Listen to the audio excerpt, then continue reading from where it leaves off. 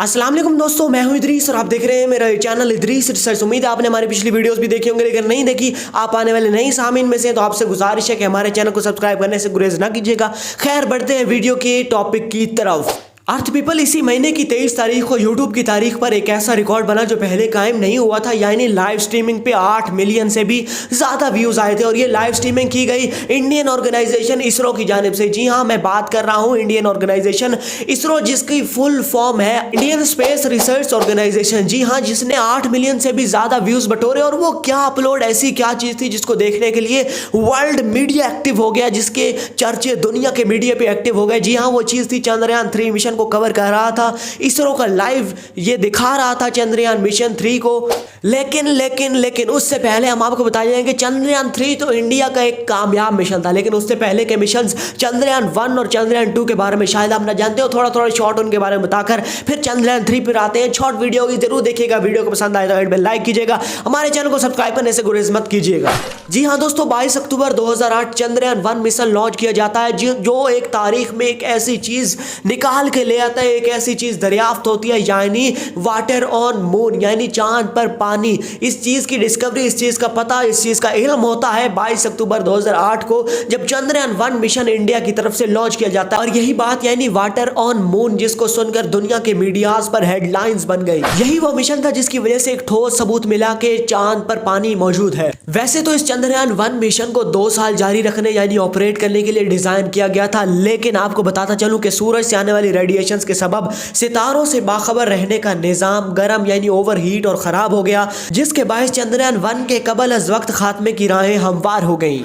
इस तरह चंद्रयान 1 जिसको 2 साल तक जारी रखना था, वो सिर्फ 312 दिन के ऑपरेशन के बाद नाकाम हो गया। लेकिन जो बड़ी बात, इसकी 95% ऑब्जेक्टिव्स जिन मकासद के लिए इस मिशन को बनाया गया था, उसके तकरीबन 95% अचीव कर लिए गए थे। वो एक अलग बात है कि मिशन सिर्फ 312 दिन तक ही ऑपरेट हो सका।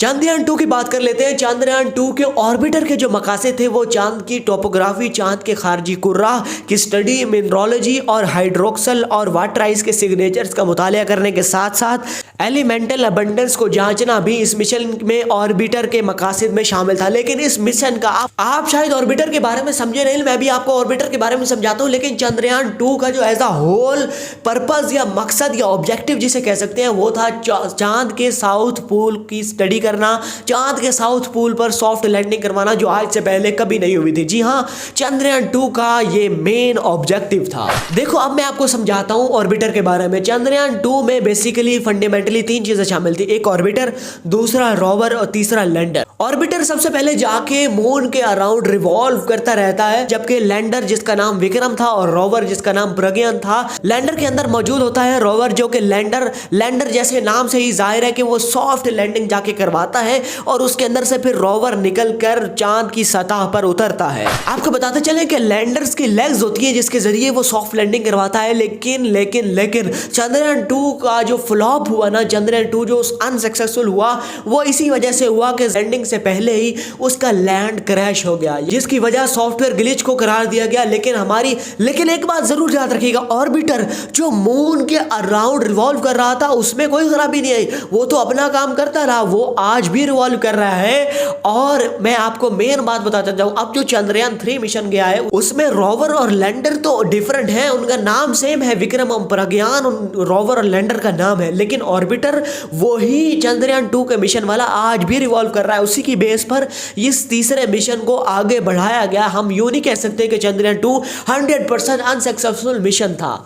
जी इस रिसर्च के नाज़रीन, यहाँ तक अगर आपको बात समझ आ गई है, तो ऑब्वियसली आपको चंद्रयान 3 की सारी कहानी समझ आ गई होगी। जी हाँ, बस यही कहानी है कि वो जो लैंडिंग, सॉफ्ट लैंडिंग चंद्रयान 2 में नहीं हो सकी, चंद्रयान 3 में उन्होंने लेग्स को बहुत ज़्यादा इम्प्रूव्ड और मॉडिफिकेशन और जिन चीज़ों की ज़रूरत थी, बहुत ज़्यादा सोलर प्लेट्स वगैरह लगाकर, और जो चीज़ें वजह बनी सॉफ्टवेयर ग्लिच की वजह से चंद्रयान 2 का लैंड क्रैश हुआ था, सॉफ्टवेयर को अपडेट किया और बहुत से जो काम ज़रूरत के थे उन कामों को किया, जिसकी वजह से 23 अगस्त 2023 को इंडिया दुनिया में एक ऐसा कंट्री बन गया जिसने मून के साउथ पोल पर अपनी लैंडिंग कर दी। जी हाँ, आप सही सुन रहे हैं, जिसके बाद पूरे इंडियन देश में तिरंगा यानी उनका झंडे को लहराया गया और जगह जगह उनके हर सेलिब्रिटीज ने, ट्विटर हो, फेसबुक हो या जो भी जहां भी उनका अकाउंट था, उन्होंने खुशी का इजहार किया और दुनिया को बतलाया कि वाकई ही उन्होंने एक काबिल तहसीन, एक काबिल तारीफ अचीवमेंट को हासिल कर लिया है।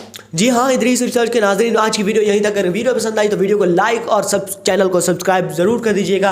वीडियो को सब्सक्राइब तो नहीं हो सकता, चैनल को सब्सक्राइब हो सकता है। जी हाँ, चैनल को सब्सक्राइब और लाइक करने से गुरेज मत कीजिएगा। अगर सांसों ने वफा की तो अगली किसी वीडियो के साथ मिलेंगे। अल्लाह हाफिज़, अल्लाह निगहबान।